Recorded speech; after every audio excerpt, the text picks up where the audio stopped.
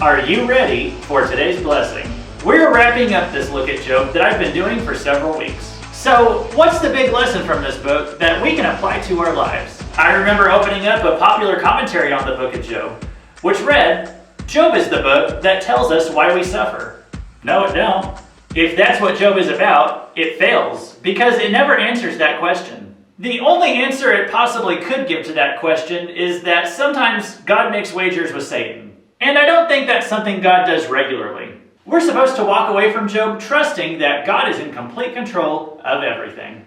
At the end, when Job and his friends have been questioning God's fairness and his goodness throughout the whole book, God comes out and asks Job a series of questions. We covered his science quiz in previous videos. These are chapters 38 through 41 of Job. It astounds me how I often ask God why I have to go through things that are unpleasant. And when I do, I just go read Job 38 through 41 and get that in my head a little better. If you're curious what effect that has on someone, let's go look at what it did to Job himself. He said, "Listen, please, and let me speak. You said I will question you, and you shall answer me.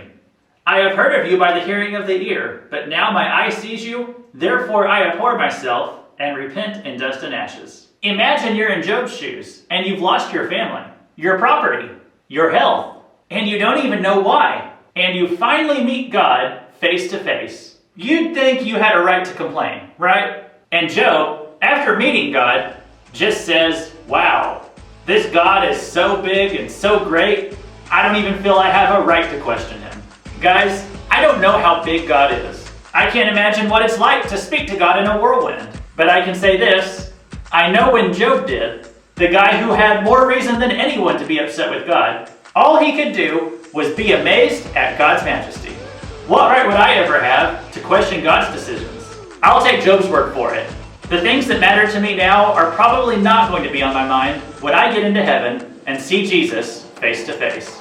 This has been Luke Taylor. Whatever you're doing today, look at it with an eternal perspective.